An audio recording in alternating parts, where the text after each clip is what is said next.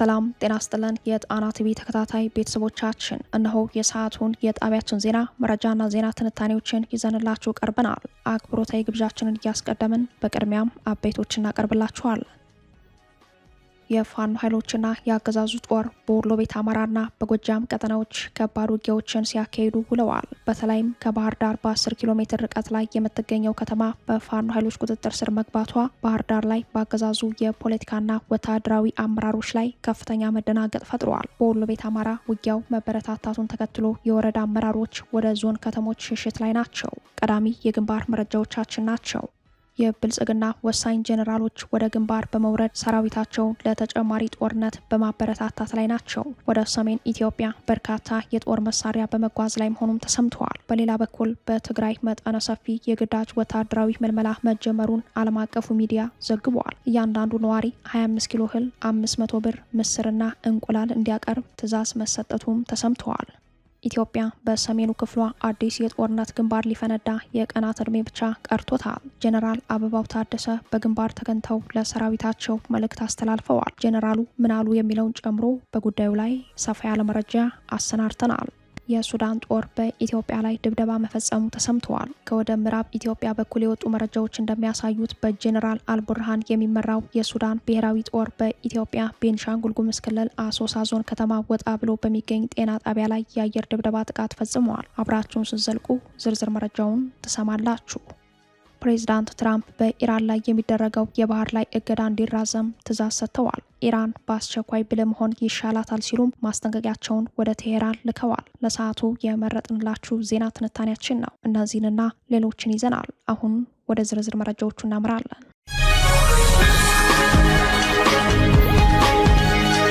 ከባህር ዳር ከተማ በ10 ኪሎ ሜትር ርቀት ለሰዓታት የዘለቀ ከባድ ውጊያ መካሄዱ ተሰምተዋል። ዛሬ ሚያዝያ 21 ቀን ከማለዳው 11 ሰዓት ጀምሮ ከባህር ዳር በቅርብ ርቀት በምትገኘው አንዳሳ ተብላ በምትጠራ ከተማ የፋኖ ኃይሎች በከፈቱት ማጥቃት በርካታ ሰብአዊ ኪሳራ መመዝገቡን የፋኖ ምንጮች አረጋግጠዋል። አፋብን ቴዎድሮስ እዝ 102ኛ 22ኛ ክፍለ ጦር በከፈተው ማጥቃት ከተማዋን ሙሉ በሙሉ ተቆጣጥሮ መዋሉን የገለጹት የፋኖ ምንጮች ከሰሞኑ በዚሁ ቀጠና ከ2000 በላይ ማህበረሰብን ሰብስቦ የንቅናቄ መድረክ በማድረግ የህዝብን ድጋፍ ያገኘው ፋኖ ዛሬ ያስመዘገበው ወታደራዊ ድል ከፍ ያለ እንደሆነ ነው የገለጹት። በዚህ አውደ ውጊያ በርካታ ቁጥር ያለው የአገዛዙ ኃይል እንደተመታ የገለጹት የፋኖ ምንጮች 14 አድማ ብተና ከነነፍሳቸው 2 ብሬን፣ 45 ክላሽ፣ 3 ስኬስ፣ 3 መገናኛ፣ ከ3200 በላይ የክላሽ ጥይትና ሌሎችም ወታደራዊ ቁሳቁሶች በምርኮ ገቢ ማድረግ መቻሉን ለጣና ዘጋቢ አረጋግጠዋል። አድማጭ ተመልካቾቻችን ይህንን የአውደ ውጊያ ውሎ ጨምሮ ተጨማሪ የግንባር መረጃዎችን የግንባር ዘጋቢያችን እንደሚከተለው ያደርሰናል። ሰላም ጤና ይስጥልን ውድ አድማጭ ተመልካቾቻችን እንደምን ዋላችሁ። ወደ ዕለቱ የግንባር መረጃዎች ስናመራ በዛሬው ዕለት በወሎ ቤት አማራ፣ በሸዋ ሰማይ ስር እንደዚሁም በጎጃም ቀጠና ታላላቅ ጀብዶች ተፈጽመዋል። በወሎ ቤት አማራ ሚኒሊክ ዕዝ በምዕራቡ ቀጠና የሚንቀሳቀሰው 105ኛ ኮር 71ኛ ክፍለ ጦር ከላላ ወረዳ ላይ ታላቅ ጀብዱ ፈጽመዋል። ሰሞኑን የተመረቁት ልዩ ኮማንዶዎች በክፍለ ጦር ውስጥ ራሳቸውን ልዩ ኮማንዶ ሻለቃ ብለው በማደራጀት ዛሬ ካነጋጉ ጀምሮ የመጀመሪያ ውጊያቸውን በማድረግ ታሪካዊ ስራ ሰርተዋል። በከላላ ወረዳ ትርቲራ ከተማና ልጓማ ከተማ መካከል በምትገኘው አጋማ ተመላ በምትጠራው ቦታ ላይ ከሁለት ጋንታ በላይ ሚኒሻና አድማ ብተናን በማስወገድ ተጋድሎዋን ሀብላ በድል ጀምራለች ሲል በኮሮ ውስጥ በሚዲያ ክፍል ውስጥ የሚገኘው አርበኛ ተመስገን በቀለ ለጣና ሳተላይት ቴሌቪዥን ገልጾልናል። በዚሁ ቀጠና በዋለው አውደ ውጊያ አገዛዙ ከፍተኛ ሙትና ቁስለኛውን ወደ ከላላ ሆስፒታል ሲያመላለስ እንደነበረም ከአካባቢው ምንጮች ለጣና ሳተላይት ቲቪ ደርሶናል። በዚሁ ቀጠና የሚገኘውና ወሳኝ የሚባለው ካራ ምሽግም በፋኖ ኃይሎች ቁጥጥር ስር ሆኗል። በወሎ ቤት አማራ የሚንቀሳቀሰው ሚኒሊክ ዕዝ እንደዚሁም በሸዋ ቀጠና የአፋብን ሸዋ ጠቅላይ ግዛት አሳምነው ዕዝ በጋራ በመሆን ካራ ምሽግን በዛሬው ዕለት ሙሉ በሙሉ ካገዛዙ ነፃ ማድረጋቸውም ታውቋል። በጎጃም ቀጠና የ102ኛ ኮር አንዳሳ ላይ የነበረውን አገዛዙን ሰራዊት ሙሉ በሙሉ ከጥቅም ውጭ በማድረጋቸው ተገልጿል። ከባህር ዳር ከተማ በ10 ኪሎ ሜትር ርቀት የምትገኘው አንዳሳ ተብላ የምትጠራን ከተማ 201ኛ ኮር 22ኛ ክፍለ ጦር በጠዋቱ መቆጣጠር ችሏል። በክልሉ መዲና ጣና ሐይቅ አጠገብ የሚንቀሳቀሰው የ102ኛ ኮር አሃድ ዛሬ በሚያዝያ 21 2018 በጠዋቱ በከፈተው ተኩስ የብልጽግናን ጦር ሙሉ በሙሉ ከጥቅም ውጭ በማድረግና በመማረክ ከተማዋን ተቆጣጥሯል። በውጊያውም 14 አድማ ብተና እጅ ሰጠ፣ 1 ብሬን፣ 30 ክላሽ፣ 3 ኤስኬስ፣ 3 መገናኛ፣ 1 እጅ ቦምብ፣ 3 የብሬን ሸንሸል፣ 3 አስቃጥላ የብሬን ጥይት፣ ከ3200 በላይ የክላሽ ጥይትና ሌሎችም ወታደራዊ ቁሳቁሶች በመማረክ ታሪክ ተሰርቷል ተብሏል። ለተነቀሩ ተስፋዬ ልሳኑ ነኝ ከዚያው ከትግሉ ሜዳ። በሌላ የግንባር መረጃ በወሎ ቤት አማራ ዋግምራ ዞን በጋዝጊቢላ ወረዳ መቀመጫ አስከተማና ዙሪያው ውጊያዎች ሲካሄዱ መዋሉ ተሰምተዋል። የፋኖ ኃይሎች ቅልጥም መስበሪያ በተሰኘ ቦታ ላይ በአገዛዙ ሰራዊትና በብልጽግና ካድሬ ላይ በከፈቱት ድንገተኛ ማጥቃት ከ10 በላይ ሰዎች መገደላቸው ተሰምተዋል። የአማራ ፋኖ ብሔራዊ ንቅናቄ ወሎ ቤት አማራ ምኒልክ ዕዝ 303ኛ አሳምነው ኮር አካል የሆነው 14ኛ ክፍለ ጦር ሚያዝያ 20 ከረፋዱ 5 ሰዓት አካባቢ መነሻውን አስከተማ አድርጎ ወደ ላልኪው ለማድረስ የተንቀሳቀሰው የብልጽግና ጦር 5 ሬሽን የጫኑ መኪናዎችን የክፍለ ጦሩ 1ኛ ሻለቃ ቃኞች ቅልጥም መስበሪያ ላይ ደፈጣ በመያዝና በቡድን መሳሪያ በመታገዝ ከፊሉን ሬሽን ከጥቅም ውጭ በማድረግና ሬሽን ያጀቡትን በመምታት ቀሪዎቹ ወደ መጡበት እንዲመለሱ ማድረጋቸውን የፋኖ ምንጮች ለጣና ዘጋቢ ገልጸዋል። በተጨማሪም ሚያዝያ 20 ለ21 ሌሊት 8 ሰዓት ላይ የክፍለ ጦሩ 1ኛ ሻለቃ ቃኞች ከሻምበሎች የተወሰኑ ተጨምረውና የክፍለ ጦሩ አመራሮች ጋር በቅንጅት በደብረ ወይላ በኩል አድርገው በአስከተማ ቴክኒክና ሙያ በኩል በከፈቱት ማጥቃት ቁጥሩ በርከት ያለ የብልጽግና ሚሊሻና ፖሊስ ሙትና ቁስለኛ መሆኑን የፋኖ ምንጮች አክለው ገልጸዋል። ይህንን ጥቃት ተከትሎ የጋዝጊቢላ ወረዳ ብልጽግና ካድሬዎች ሌሊቱን ሻንጣቸውን በመሰብሰብ ዛሬ ሚያዝያ 21 ቀን ወደ ዞኑ መቀመጫ ሰቆጣ ከተማ መኮብለላቸው ታውቋል።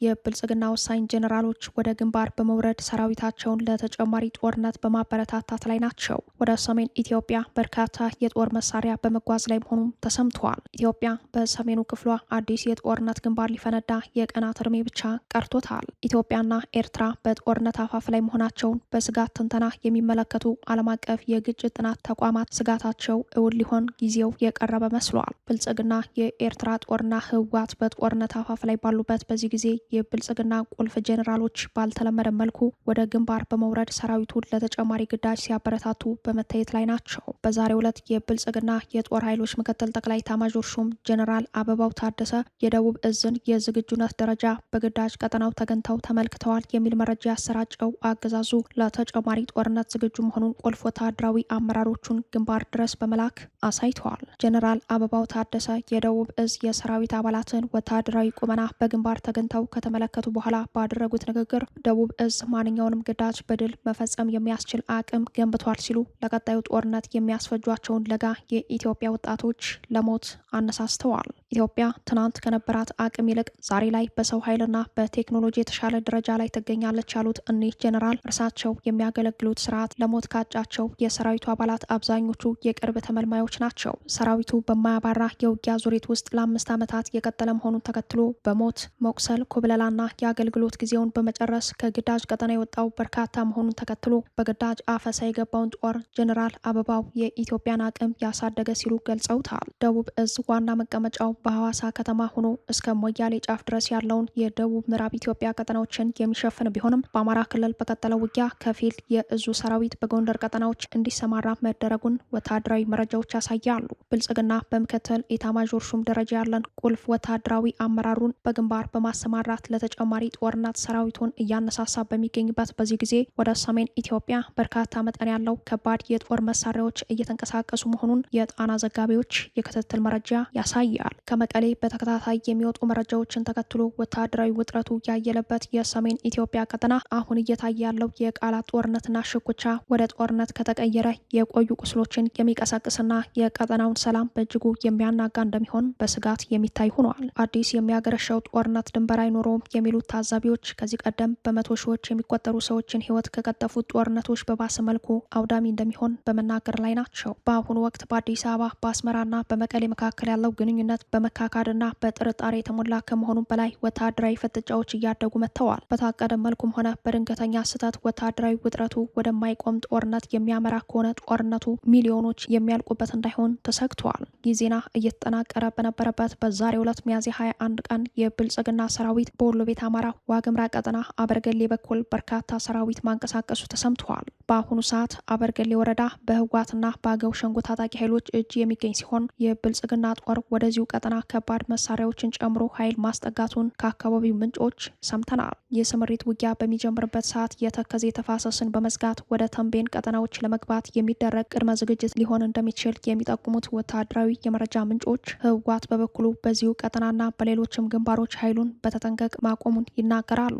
በጉዳዩ ላይ የወጡ ወታደራዊ መረጃዎች እንደሚያሳዩት የብልጽግና ሰራዊት በ6 ዋና ዋና ግንባሮች ጦሩን አደራጅቷል። ከ6ቱ ግንባሮች ውስጥ 4ቱ በአማራ ግዛቶች እንደሚገኙ ተጠቁመዋል። አንደኛው ግንባር በወሎ ቤት አማራ የእጁና ራያ ቀጠና ያለው ወልዲያ ቆቦ ራያ ሲሆን ሁለተኛው ግንባር ከላስታ ይዞ ዋግምራ አበርገሌ ሆኗል። ሶስተኛው ግንባር ደግሞ የሁመራ ሱዳን ግንባር ሲሆን አራተኛው ግንባር ከጠለምት ይዞ የተከዜ መስመርን በመከተል የሚወርደው የወልቃይት አዲ ጎሹ ግንባር እንደሆነ በወታደራዊ መረጃው ላይ ተመላክተዋል። ቀሪ ሁለቱ የጦር ግንባሮች ደግሞ በራያ ቆላማ ቀጠናዎች ትይዩ ከአፋር አዋሳኝ በኩል የሚነሱ ሲሆን አምስተኛው ግንባር የሆነው በራያ ቢሶበርና ራያ ጨርጨር ትይዩ የሚገኝ ለመቀሌ ትይዩ በሆነ በ100 ኪሎ ሜትር ርቀት ባሉ የአፋር አዋሳኞች የሚገኘው ቀጠና እንደሆነ የጠቆሙት ወታደራዊ ምንጮች የመጨረሻውና ወሳኙ ግንባር በአፋር ቡሬ በኩል በኤርትራ አሰብ ትይዩ እንደሆነ ጠቁመዋል። በእነዚህ 6 ግንባሮች መጠነ ሰፊ የብልጽግና ሰራዊት የተሰማራውን ያክል የኤርትራና የህወሓት ኃይሎችም ከነ ሜካናይዝድ ጦራቸው መሰለፋቸው በወታደራዊ መረጃው ላይ ተመላክተዋል። የሱዳን ጦር በኢትዮጵያ ላይ ድብደባ ፈጸመ። በዛሬው ዕለት ሚያዝያ 21 ቀን ከወደ ምዕራብ ኢትዮጵያ በኩል የወጡ መረጃዎች እንደሚያሳዩት በጀነራል አልቡርሃን የሚመራው የሱዳን ብሔራዊ ጦር በኢትዮጵያ ቤንሻንጉል ጉሙዝ ክልል አሶሳ ዞን ከተማ ወጣ ብሎ በሚገኝ ጤና ጣቢያ ላይ የአየር ድብደባ ጥቃት መፈጸሙን ነው። የአልቡርሃን አየር ኃይል በፈጸመው ጥቃት ከ5 ሰዎች በላይ የቆሰሉ ሲሆን የ2 ሰው ህይወት ማለፉ ተሰምተዋል። እንደ መረጃው ምንጭ የአልቡርሃን ጦር ይህንን ድብደባ የፈጸመበት ምክንያት ጤና ጣቢያው በጀነራል ዳጋሉ ለሚመራው የፈጥኖ ደራሽ ኃይሉ ተዋጊዎች የህክምና አገልግሎት ይሰጣል በሚል ነው። ከአካባቢው ነዋሪዎች የተገኘው መረጃ ጥቃቱ የተፈጸመው ዛሬ ሚያዝያ 21 ቀን ነው። የጣና ዘጋቢዎች የክትትል መረጃ እንደሚያሳየው በቤንሻንጉል ጉሙዝ ክልል በኩል የኢትዮጵያና ሱዳን አዋሳኝ በሆነችው በኩርሙክ አቅራቢያ ያለው ወታደራዊ ፍጥጫ አዲስ መልክ ይዟል። በቤንሻንጉል ጉሙዝ ክልል ኩርሙክ አቅራቢያ ያለው ወታደራዊ ፍጥጫ ባለፉት 3 ቀናት ውስጥ አዲስና አደገኛ መልክ መያዙን የክትትል መረጃዎች ያመላክታሉ።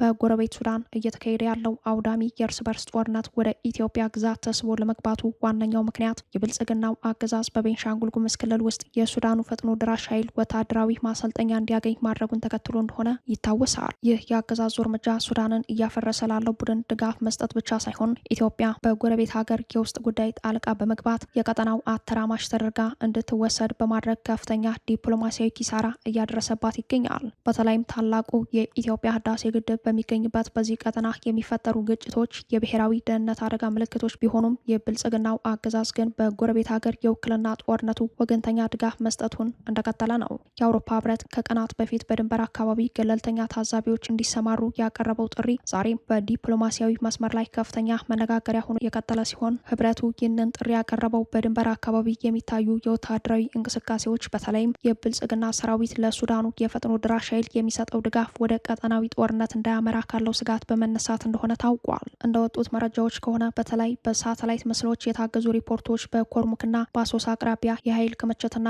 አዳዲስ ሰፈሮች መኖራቸውን ማሳየታቸው ዓለም አቀፉ ማህበረሰብ ትኩረቱን ወደዚህ የድንበር መስመር እንዲያዞር አድርጎታል። ይህ የድንበር ውጥረት ከሁለቱ ሀገራት ግንኙነት ባለፈ የታላቁ የህዳሴ ግድብ ደህንነትና ከቀይ ባህር ጂኦ ፖለቲካዊ ጋር ቀጥተኛ ትስስር እንዳለው ይታወቃል። በቅርቡ የወጣው ተጨማሪ ወታደራዊ መረጃ እንደሚጠቁመው የብልጽግና ጦር አጋር የሆነው የሱዳን ፈጥኖ ደራሽ ኃይል ሁለተኛውን ግዙፍ የጦር ሰፈር በኢትዮጵያ ግዛት እያቋቋመ መሆኑ ነው። ከቤንሻንጉሉ የጦር ሰፈር በተጨማሪ በምስራቅ ወለጋ ዞን ደደሳ ልዩ ስሙ ገድሎ የተባለ ቦታ አዲስ የጦር ሰፈር በመቋቋም ላይ ሲሆን በግብጽ የሚደገፈው ተፋላሚው የአልቡርሃን ጦር ደግሞ በታላቁ ህዳሴ ግድብ ዙሪያ መጠነ ሰፊ ጦር እያስጠጋ ነው። ይህም በቀጠናው የውክልና ጦርነት የኢትዮጵያን ተጋላጭነት አደገኛ ደረጃ ላይ አድርሶታል። በጀኔራል ሀምዳን ዳጋሎ የሚመራው የሱዳን ፈጥኖ ድራሽ ኃይል በተባበሩት አረብ ኤምሬትስ ድጋፍ በአብይ አህመድ አገዛዝ የጦር አጋርነት በኢትዮጵያ 2 ግዙፍ የጦር ሰፈር በመገንባት ኢትዮጵያን የውክልና ጦርነት ጦር ሜዳ መሆኗን አሳይተዋል። ምንም እንኳን የአውሮፓ ህብረት ያቀረበው የመፍትሄ ሀሳብ የኢትዮጵያን ሉዓላዊነት የሚጥስ ቢሆንም ቀድሞውንም ይህንን ተጋላጭነት የጋበዘው የብልጽግናው አገዛዝ የተባበሩት አረብ ኤምሬቶች የውክልና ጦርነት አስፈጻሚ መሆኑን ገለልተኛ የፖለቲካ ተንታኞች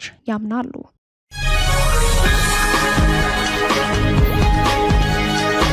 በትግራይ መጠነ ሰፊ የግዳጅ ወታደራዊ ምልመላ መጀመሩን ዓለም አቀፉ ሚዲያ ዘገበ። እያንዳንዱ ነዋሪ 25 ኪሎ እህል፣ 500 ብር ምስርና እንቁላል እንዲያቀርብ ትዕዛዝ መሰጠቱም ተሰምተዋል። ኢንዴፕዝ ኒውስ የተሰኘው ድረገጽ ይዞት በወጣው የምርመራ ዘገባ ላይ እንደተመላከተው በትግራይ መጠነ ሰፊ የግዳጅ ወታደራዊ ምልመላ በመካሄድ ላይ ነው። የምርመራ ዘገባው ትኩረት ባደረገባቸው የማዕከላዊ ትግራይ ዞን አድዋ፣ ኢንትጮ፣ እድጋርቢና አክሱም እንዲሁም ከምስራቅ ትግራይ ዞን ሀውዜንና በደቡባዊ ዞን ደግሞ ነቅሰኝ በሰሜን ምዕራብ ዞን ሽሬ ሁሉም ቀጠናዎች የግዳጅ ወታደራዊ ምልመላዎች በመካሄድ ላይ መሆኑን በጥናት አረጋግጠዋል። በማዕከላዊ ትግራይ ዞን እዳጋርቢ ወረዳ የሚገኙት አንድ አባት ለዜና አውታሩ በሰጡት ምላሽ የህወሓት ካድሬዎች የግዳጅ ምልመላ ለማድረግ ወደ አካባቢው መምጣታቸውን ገልጸዋል። ሲናገሩ ማህበረሰቡን ለመቀስቀስ የህወሓት ካድሬዎች መጥተው ነበር፣ ነገር ግን ልጆቻችንን ለጦርነት አንልክም ብለን ጥያቄያቸውን ውድቅ አድርገናል ብለዋል። እኛ አባት ጨምረው እንደገለጹት ልጆቻቸውን እንዲያዋጡ ለመቀስቀስ የተጠራው ስብሰባ በተቃውሞ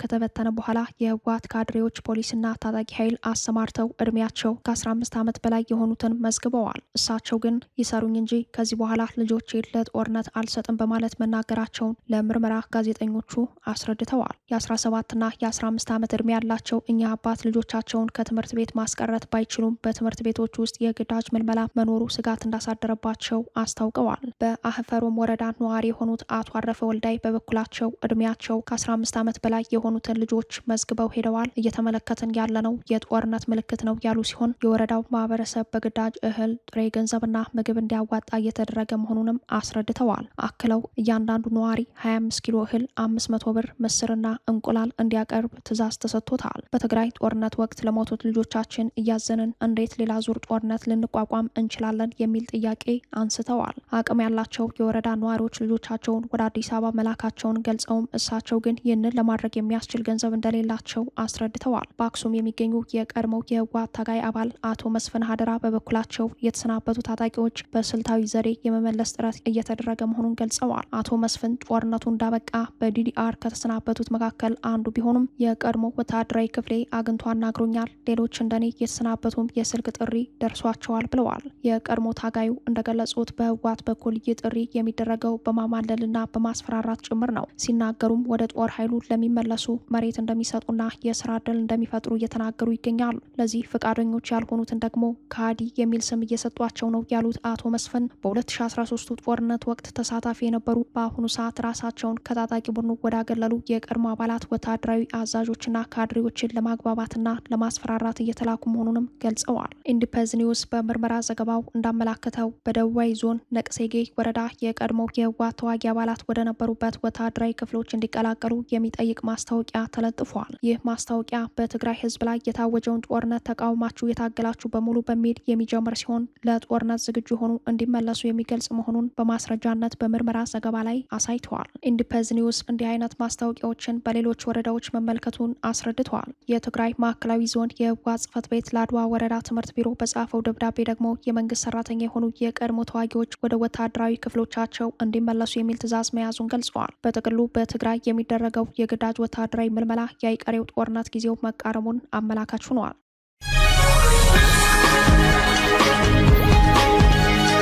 ፕሬዚዳንት ትራምፕ በኢራን ላይ የሚደረገው የባህር ላይ እገዳ እንዲራዘም ትዕዛዝ ሰጥተዋል። ኢራን በአስቸኳይ ብልህ መሆን ይሻላታል ሲሉ ማስጠንቀቂያቸውን ወደ ቴሄራን ልከዋል። በሌላ በኩል በደቡብ ምስራቅ የኢራን ግዛት በፖሊስ ላይ በተፈጸመ ጥቃት አንድ መኮንን መገደላቸውን ተከትሎ ውጥረት ተቀስቅሷል።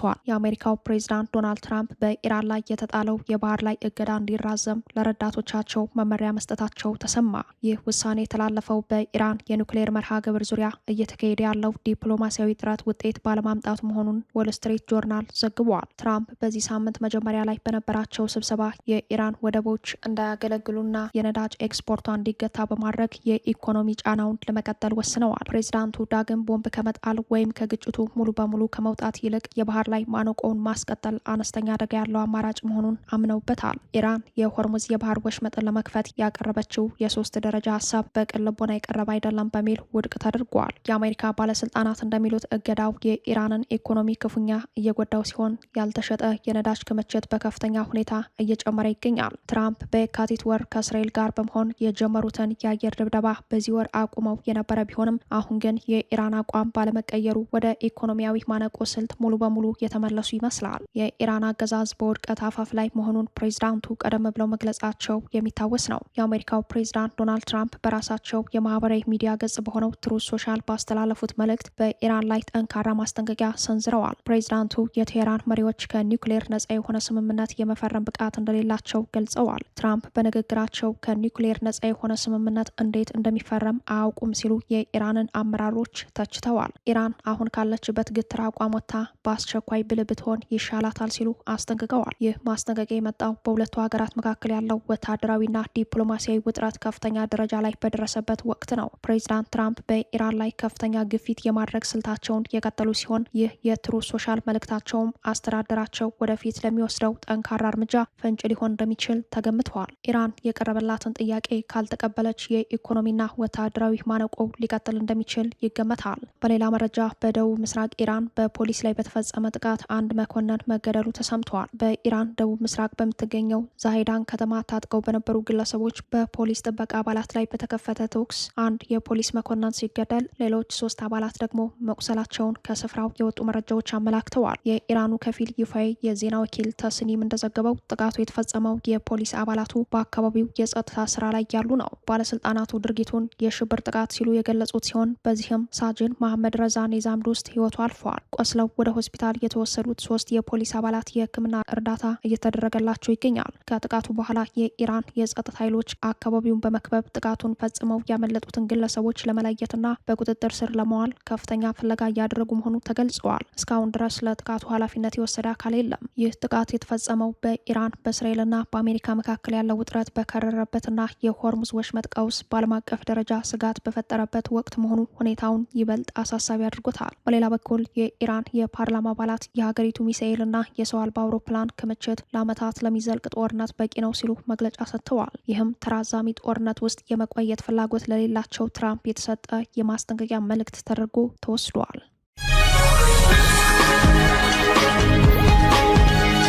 ክቡራትና ክቡራን ቤተሰቦቻችን ለሰዓቱ የተሰናዱት መረጃዎቻችን የተከታተሏችኋቸውን ይመስሉ ነበር። አብራችሁን ስለቆያችሁ ልባዊ ምስጋናችን ድረሳችሁ እያልን የጣና ቲቪ ወቅታዊ ዜናዎች፣ ትንታኔዎችና ልዩ ልዩ ፕሮግራሞች እንዲደርሷችሁ ቻናላችን ሰብስክራይብ በማድረግ ቤተሰብ ይሁኑ። በተሳትፎ የትግል ሚዲያው እንዲያጠናክሩ ጥሪያችን አቅርባለን። ጣና ቲቪ ከሀቅ ጋር